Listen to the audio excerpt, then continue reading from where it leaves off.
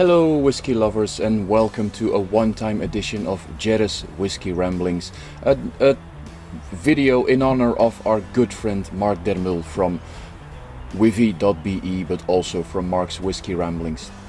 And we promised to do this video for him just because he released a really nice and special whiskey for us. He didn't do that alone, he did that together with his other good friend and our good friend Jeroen Moernout from the Bonding Dram. But we promised to only make some promotions for him because they've got a bet going on for a back of Duvel, a case of Duvel, of Belgian beer, for who sells the most of them the quickest. So buy all your bottles from whisky.be if you want Mark to win. Buy all your bottles from the Bonding Dram if you want Jeroen to win. Now on to the very special bottle that we're going to taste today. It is an Australian whiskey, and I see you thinking, because I can see you through this video, Australian whiskey, where does that come from? Well, Australia, of course, more specifically Melbourne. We're talking about Starward Distillery. No, not Star Wars Distillery, as you would expect from Mark. No, Starward Distillery. It's a quite recent distillery. They started out in 2007.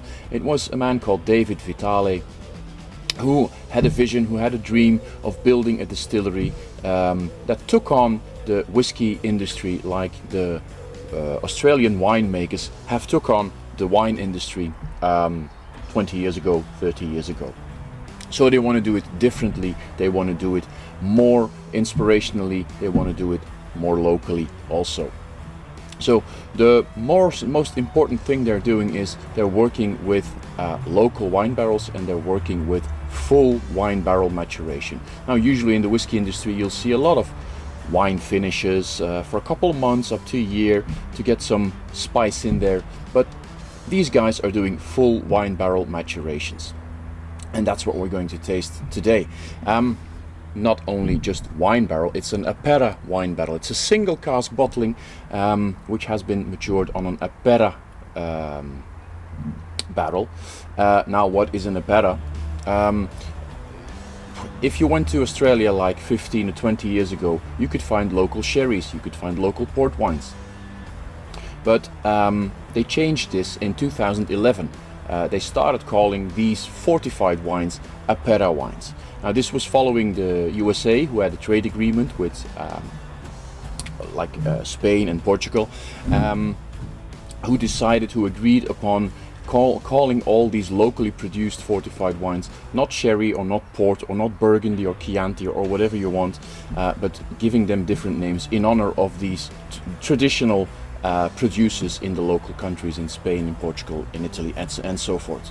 So from 2011 on, the Australian wine industry started calling their fortified wines Apera instead of sherry or Australian sherry. So that's the kind of bottle we're going to taste today. Onto the bottle itself, because I don't want to talk too much, I want to taste and I want to tell you about this.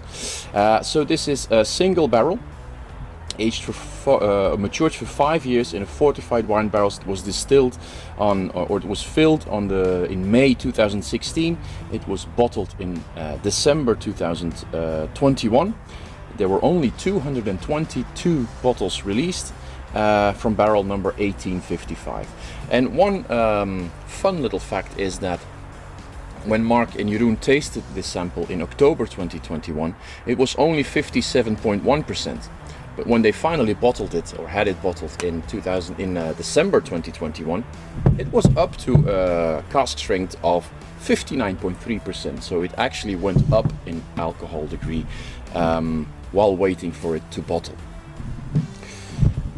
Now I'm going to warn you, when Mark does his whiskey ramblings, he has really good words for tasting notes and for his nose and what he smells and what he tastes and his aftertaste. I can't really do that for you. I'm just going to try and imitate Mark, which will always be worse than the original. So here we go, on the nose.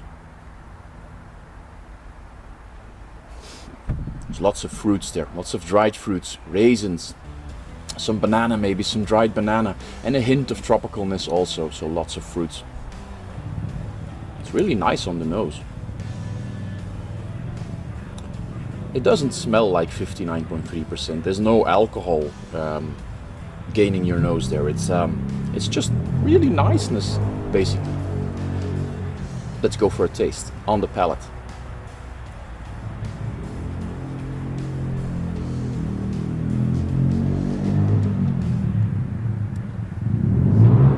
Now this is fun.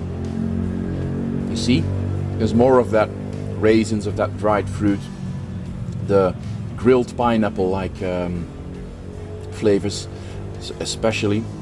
It is hot, it is 59.3%, but it's not annoying or anything. You don't really, I don't feel like this needs water. You could just taste it like this and it's really nice. It's a sipping whiskey, you know. You have to take your time with this. You have to really look into this and try and get to know this, try and get acquainted with this whiskey, because it's not the easiest of whiskeys, but it offers a lot of interesting flavors. So very nice. Going to take another sip on the aftertaste.